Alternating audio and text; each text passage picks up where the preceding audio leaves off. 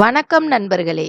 இந்த சேனல்ல நாம ஒவ்வொரு நாளும் ஒவ்வொரு விதமான பிசினஸ் ஐடியாஸ் பார்த்துட்டு வரோம். அந்த வகையில இன்னைக்கு நம்ம பார்க்க போறது கிச்சன்ல அதிகமா யூஸ் ஆகக்கூடிய ஒரு பொருள பத்தி தான் பார்க்க போறோம்.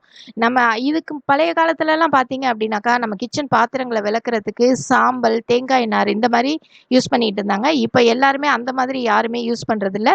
இப்ப வந்து என்ன செய்றாங்க அப்படின்னாக்கா, ஸ்க்ரப்பர்ஸ், ஸ்டீல் ஸ்க்ரப்பர்ஸ் தான் நல்லா யூஸ் பண்றாங்க. ஏன்னாக்கா, இதுதான் வந்து பாத்திரங்கள பளிச்சுன்னு சுத்தமா வைக்குது. இதுக்கு மேல நான் பேசுனேன்னா, இது விளம்பரம் பண்ற மாதிரி இருக்கும். இது வந்து பார்த்தீங்கன்னா, இன்னைக்கு நாம அந்த ஸ்க்ரப்பரை எப்படி மேக் பண்ண போறோம். சாதாரணமா நெறைய வீடியோஸ் பார்த்தீங்கன்னா, ஸ்க்ரப்பரை எப்படி பேக்கிங் பண்றது, எப்படி ரீபேக்கிங் பண்றது, எப்படி ரீசெல்லிங் பண்றது, இந்த மாரி வீடியோஸ் நெறையா இருக்கு. ஆனா ஸ்க்ரப்பர் மேக்கிங் பண்றதுல நமக்கு லாபம் வந்து இன்னும் பல மடங்கு கிடைக்குது அப்படிங்கிறதுனால, நான் இன்னைக்கு இந்த வீடியோ போஸ்ட் பண்ணியிருக்கேன். இதுவரைக்கும் சப்ஸ்கிரைப் பண்ணலன்னா மறக்காம சப்ஸ்கிரைப் பண்ணிக்கங்க. வாங்க வீடியோக்குள்ள போகலாம். இந்த ஸ்டீல் ஸ்க்ரப்பர்ஸ் பார்த்தீங்கன்னாக்கா, நம்ம கிச்சனுக்குன்னு மட்டும் இல்ல, இண்டஸ்ட்ரியில இருக்கக்கூடிய ஒரு சில மிஷினரிஸ வாஷ் பண்றதுக்கும், தேய்ச்சு கழுவுறதுக்கும் இந்த ஸ்க்ரப்பர பயன்படுத்துறாங்க. அதனால தான் இதோட பயன்பாடு ரொம்ப அதிகமா இருக்கு. இதுக்கான டிமாண்டும் ரொம்ப அதிகமா இருக்கு. அப்ப பயன்பாடு அதிகரிக்க அதுக்கு டிமாண்ட் வந்து அதிகரிக்கும். அப்போ நாம இந்த மாதிரி பிசினஸ் செய்யும்போது நம்ம நல்லா என்ன பண்ண முடியும்? ஏர்ன் பண்ண முடியும்.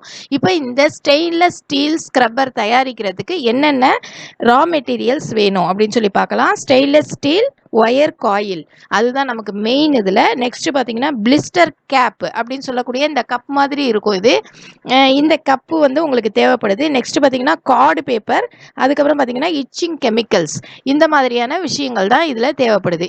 இப்போ என்ன மிஷினரிஸ் வேணும் அப்படின்னு சொல்லி பார்க்கலாம். இதில் பார்த்தீங்க அப்படின்னா ஃபர்ஸ்ட் நமக்கு ரொம்ப முக்கியமான மிஷினரிங்கிறது ஸ்க்ரப்பர் மேக்கிங் மிஷின். ஓகேங்களா? இதில் ஆட்டோமேட்டிக் இருக்குது, செமி ஆட்டோமேட்டிக் இருக்குது, மேனுவல் மிஷின் இருக்குது. எது வேணுமோ பார்த்து வாங்கிக்கலாம்.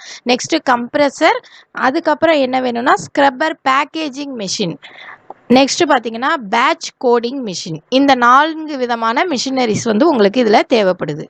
இப்போ ஸ்க்ரப்பர் மேக்கிங் மிஷின் எப்படி ஒர்க் ஆகுது அப்படின்னு சொல்லிட்டு பார்க்கலாம். இதில் பாருங்கள், எஸ்எஸ் ஒயரை நம்ம இந்த மாதிரி என்ன பண்ணுறோம், செட் பண்ணுறோம். மிஷினில் செட் பண்ணிட்டு அதே மாதிரி பிளிஸ்டர் கேப்பையும் ஒரு சைடு வந்து என்ன செய்வாங்க, செட் பண்ணுவாங்க. இப்போ இதில் பார்த்தீங்கன்னா முதல்ல ஸ்க்ரப்பர் மேக்கிங் மிஷினில் அந்த நம்ம வச்சுருக்கக்கூடிய அந்த ஸ்டீல் ஒயர் இருக்குது இல்லைங்களா, அது வந்து என்ன செய்யும், அப்படியே உங்களுக்கு க்ளீனாக பிரித்து கொடுக்கும். உங்களுக்கு சேர்த்து உங்களுக்கு அது எப்படி வரணும், ஒரு ரவுண்ட் ஷேப்பில் வரணும் இல்லையா, அந்த ரவுண்ட் ஷேப்பில் உங்களுக்கு இந்த மாதிரி வரும். வந்ததுக்கப்புறம் இதை நம்ம பிளிஸ்டர் கேப்புக்குள்ளே கொடுப்போம். பிளிஸ்டர் கேப்புக்குள்ளே கொடுத்து நம்ம கம்ப்ரஸ் மிஷின் இருக்கு இல்லையா, அதில் கம்ப்ரஸ் பண்ணோம் அப்படின்னாக்கா அதில் வந்து என்ன செஞ்சிடும், அந்த கரெக்டாக அதில் வந்து ஒட்டிடும். நம்ம அதுக்கப்புறம் அந்த அட்டைப்பெட்டியை வச்சு நம்ம திரும்ப ஒரு ப்ரெஸ் பண்ணோம் அப்படிங்கும்போது உங்களுக்கு அதுலேயே அந்த பேடில் வந்து உங்களுக்கு என்ன செஞ்சிடும், செட் ஆகிடும். இவ்வளோ தான் நம்ம தயாரிக்கிறது. ப்ராசஸ் அப்படிங்கிறது இதில் ரொம்ப ரொம்ப ரொம்ப சிம்பிள். நீங்கள் ஸ்டீல் ஒயர் வாங்கும்போது அது துருப்பிடிக்காத ஒயராக இருந்துச்சு அப்படின்னா பிரச்சனை இல்லை. துருப்பிடிக்கக்கூடிய கம்பியாக இருந்துச்சு அப்படின்னாக்கா அதை நீங்கள் கொஞ்சம் நேரம் ஆசிடில் வச்சுருக்க வேண்டியதாக இருக்கும்.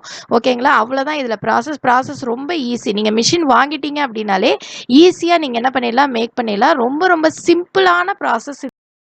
ஓகே, இந்த பிஸ்னஸ்க்கு எவ்வளோ ஏரியா வேணும் அப்படின்னு சொல்லிட்டு பார்த்தீங்கன்னா, ஒரு 800 ஸ்கொயர் ஃபீட்லேருந்து ஒரு 1000 ஸ்கொயர் ஃபீட் வரைக்கும் உங்களுக்கு ஏரியா இருந்தாக்கா இந்த பிஸ்னஸ் வந்து என்ன செய்ய முடியும், ஆரம்பிக்க முடியும். நெக்ஸ்ட் பார்த்தீங்கன்னா அதே மாதிரி ஒர்க்கர்ஸ் எத்தனை பேர் வேணும் அப்படின்னு சொல்லி பார்க்கலாம்.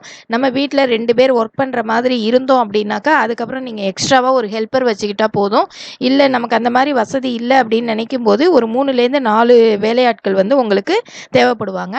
அதே நேரத்தில் பார்த்தீங்கன்னா எலக்ட்ரிசிட்டி அப்படிங்கிறது பார்த்தீங்கன்னா ஒரு 4லேருந்து 5 கிலோவாட் நீங்கள் பிளான்ட்டாக பண்ணும்போது இது நீங்கள் தனித்தனியாக சின்ன சின்ன மிஷினரிஸாக வாங்கி வச்சு பண்ணுறீங்க அப்படிங்கும்போது இவ்வளோ பவர் சப்ளை வந்து உங்களுக்கு தேவைப்படாது. நார்மலாக நீங்கள் பெரிய பிளான்ட்டாக வச்சு செய்கிறீங்க அப்படின்னா 4லேருந்து 5 கிலோவாட் வந்து உங்களுக்கு எலக்ட்ரிசிட்டி வந்து தேவைப்படும். ஓகேங்களா? அப்புறம் இதுக்கான லைசன்ஸ் என்ன அப்படின்னு பார்த்தீங்கன்னா ஜிஎஸ்டி ரிஜிஸ்ட்ரேஷன் இருக்கணும். அதே மாதிரி உதயம் அந்த ரிஜிஸ்ட்ரேஷன் வந்து உங்களுக்கு தேவைப்படும். இதில் இவ்வளோ தான் நான் சொல்ல வேண்டிய விஷயங்கள். அப்புறம் பார்த்தீங்க அப்படின்னாக்கா ஒரு 4 பேர் நம்ம ஒர்க் பண்ணோம் அப்படிங்கும்போது ஒரு 8லேருந்து 10 கிலோகிராம் ப்ரொடெக்ஷன் வந்து ஒரு நாளைக்கு கொடுக்க முடியும். அதுவே 5 பேர் ஒர்க் பண்ணோம்னா 10லேருந்து 12 கிலோ ப்ரொடெக்ஷன் வந்து நம்ம கொடுக்க முடியும். நெக்ஸ்ட் பார்த்தீங்கன்னா இந்த நம்ம ஒரு அட்டையில் வந்து நம்ம இதை ப்ரெஸ் பண்ணி வைப்போம் இல்லையா விற்கிறதுக்காக, அதில் பார்த்தீங்கன்னா நம்ம தனித்தனியாக ஒவ்வொரு ஸ்டீல் ஸ்க்ரப்பரும் வைக்கலாம். ஒரு 12 அந்த மாதிரி ஒரு டசன் கணக்கில் இல்லை ஒரு 6 அந்த மாதிரி நம்ம பேக்கிங்காகவும் கொடுக்கலாம். ஒன்றா நம்ம வைக்கும்போது அதில் நம்ம என்ன செய்யணும், என்னென்ன பிரிண்ட் பண்ணணும் அப்படின்னு சொல்லி பார்த்தீங்கன்னா பேட்ச் நம்பர், அதுக்கப்புறம் வந்தாக்கா டேட் ஆஃப் மேனுஃபேக்சரிங், அப்புறம் டேட் ஆஃப் எக்ஸ்பைரி, அதுக்கப்புறம் எவ்வளோ ரேட்டு, இது எல்லாமே நம்ம அதில் என்ன செய்ய வேண்டியிருக்கும், ஃபிக்ஸ் பண்ண வேண்டியிருக்கும், அதை பிரிண்ட் பண்ண வேண்டியிருக்கும். அந்த மாதிரி ஷீட்டை நம்ம பிரிண்ட் பண்ணி வச்சுட்டு அதுக்கப்புறம் நம்ம என்ன செய்யணும், கம்ப்ரெசரில் கொடுத்து ப்ரெஸ் பண்ணிக்கணும். ஓகேங்களா? இவ்வளோ தான் ப்ராசஸ். வந்து ரொம்ப ரொம்ப ரொம்ப சிம்பிள். இதுவே நீங்கள் வந்து பெரிய அளவில் பண்ணுறீங்க அப்படிங்கும்போது இதெல்லாம் நீங்கள் டைப் பண்ணி வைக்கிற மாதிரி இருக்கும். நீங்கள் சாதாரணமாக ஆர்டினரியாக பண்ணுறீங்க அப்படிங்கும்போது இந்த மாதிரி விஷயங்கள் இல்லாமல் கூட நீங்கள் சின்ன சின்ன கடைகளில் போடும்போது செய்ய முடியும்.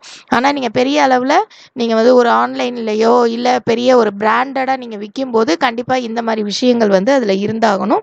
அப்போ தான் அது சேல்ஸுக்கும் நல்லாயிருக்கும், உங்களுக்கும் ப்ராப்ளம் வராமல் இருக்கும். ஓகேங்களா? நெக்ஸ்ட் நம்ம இன்வெஸ்ட்மெண்ட் என்ன அப்படிங்கிறது பார்க்கலாம். இப்போது நமக்கு மிஷினரியில் ஃபஸ்ட்டு வேண்டியது என்ன, ஸ்க்ரப்பர் மேக்கிங் மிஷின். இந்த மேக்கிங் மிஷின் பார்த்தீங்கன்னாக்கா உங்களுக்கு ஒரு 2 லட்சத்துலேருந்து 4 லட்சம் வரைக்கும் உங்களுக்கு இதனுடைய விலை வந்து வேரியேஷன் ஆகுது. உங்களுக்கு எந்த டைப்பில் வேணும் அப்படிங்கிறது நீங்கள் பார்த்து இதில் என்ன பண்ணிக்கலாம், வாங்கிக்கலாம். நெக்ஸ்ட்டு நமக்கு தேவையானது பார்த்தீங்கன்னா கம்ப்ரெசர் வந்து ஒரு 35,000 அந்த லெவலில் உங்களுக்கு இருக்குது. அதை விட அதிகமாகவும் இருக்குது. உங்களுக்கு எது வேணுமோ அதை வந்து யூஸ் பண்ணிக்கலாம். இதில் காமிச்சிருக்கக்கூடிய அந்த பிக்சர்ஸ் எல்லாம் சும்மா ஒரு டெமோவுக்காக தான் சொல்லியிருக்கோம். சரிங்களா? நெக்ஸ்ட் பார்த்தீங்கன்னா பேக்கேஜிங் மெஷின் அப்படிங்கிறது வந்து பார்த்தீங்கன்னா மேனுவலாக நீங்கள் வந்து கையால் ப்ரெஸ் பண்ண போகிறீங்கன்னா 30,000 போதும். இல்லை அப்படின்னாக்கா உங்களுக்கு ஒரு 65,000 வரைக்கும் அந்த மிஷின் வந்து போகுது. Next batch coding machine. இது பார்த்தீங்கன்னா 600லேருந்து ஒரு 25,000 வரைக்கும் ரேட் வேரியேஷன் இருக்குது. இதில் இந்த கோடிங் மிஷின் வந்து நீங்கள் வாங்கணும்னு கூட அவசியம் இல்லை. நீங்களே வந்து வெளியில் கோடிங் பண்ணுற இடத்துல கூட கொடுத்து நீங்கள் என்ன பண்ணிக்கலாம், செஞ்சு எடுத்துகிட்டு வந்துக்கலாம். அதனால் இல்லை வேணும் அப்படின்னா நீங்கள் மிஷினரி கூட நீங்கள் என்ன செஞ்சுக்கலாம், வாங்கிக்கலாம். அப்போ டோட்டலாக நீங்கள் ஒரு 2 லட்சம் ரூபாய்க்கு நீங்கள் மிஷின் வாங்குறீங்க அப்படிங்கும்போது பார்த்தீங்கன்னாக்கா உங்களுக்கு டோட்டல் இது மிஷினரிஸ் மட்டும் பார்த்தீங்கன்னா உங்களுக்கு ஒரு 4 லட்ச ரூபா 4.5 லட்ச ரூபா உங்களுக்கு வரும். அது போக நீங்கள் அந்த மெட்டீரியல்ஸ் எல்லாம் சேர்த்து வாங்கணும் அப்படிங்கும்போது ஒரு 5லேருந்து 6 லட்ச ரூபாய் இருந்துச்சு அப்படின்னா இந்த பிஸ்னஸ் வந்து நீங்கள் என்ன பண்ண முடியும், ஸ்டார்ட் பண்ண முடியும்.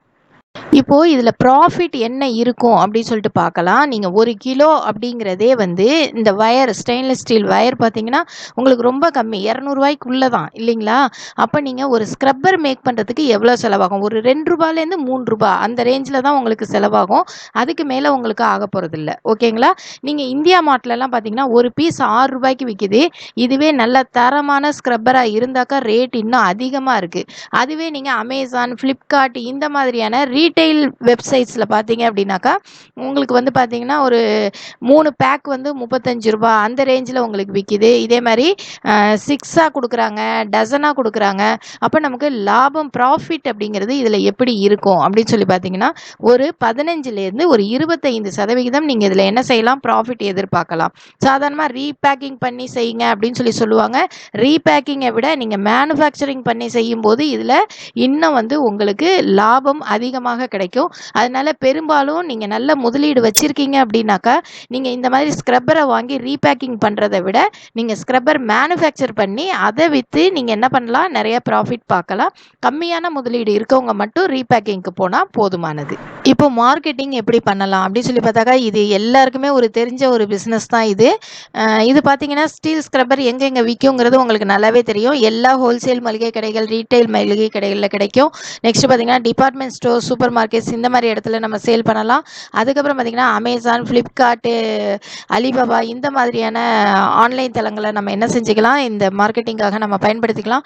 ஃபேக்ட்ரிஸில் நிறைய இண்டஸ்ட்ரியில் வாஷ் பண்ணுற இடத்துல நம்ம என்ன பண்ணிக்கலாம், பேசிக்கலாம். அந்த மாதிரியும் நம்ம என்ன பண்ண முடியும், விற்க முடியும். இந்த ஸ்டீல் ஸ்க்ரப்பருக்கெல்லாம் இப்போ ஆடு நிறையா வந்துக்கிட்டு இருக்கு, நீங்கள் பார்த்துருப்பீங்க. ஒரு காலத்தில் ஸ்க்ரப்பரெல்லாம் வச்சு விளக்குறோமா அப்படின்னு நினச்சது போக இப்போ விளம்பரப்படுத்தி அதை விற்கிறாங்க. அப்படிங்கும்போது அதில் எவ்வளோ ப்ராஃபிட் இருக்குங்கிறது நீங்கள் அதை வச்சே நீங்கள் வந்து தெரிஞ்சுக்கலாம். நல்ல சினிமா ஆக்டரெல்லாம் வச்சு எடுக்கிறாங்க. அப்போ பாருங்கள் அதில் எந்த அளவுக்கு லாபம் இருந்தால் அந்த ஒரு பொருளை அவங்க விளம்பரப்படுத்தி மார்க்கெட்டிங் பண்ணுவாங்கங்கிறத நீங்கள் தெரிஞ்சுக்கலாம். அதனால் நீங்கள் ரீபேக்கிங் பண்ணுறதை விட நல்லா மேனுஃபேக்சர் பண்ணி நீங்கள் அதை சேல் பண்ணும்போது உங்களுக்கு நிறைய ப்ராஃபிட் கிடைக்கும். நீங்கள் மாதத்துக்கு கணிசமாக லட்சக்கணக்கில் நீங்கள் என்ன பண்ண முடியும், இதில் ஏர்ன் பண்ண முடியும். இந்த வீடியோ உங்களுக்கு ரொம்ப பிடிச்சிருந்தால் லைக் பண்ணுங்கள், ஷேர் பண்ணுங்கள், மறக்காமல் சப்ஸ்கிரைப் பண்ணுங்கள். தேங்க்ஸ் ஃபார் வாட்சிங்.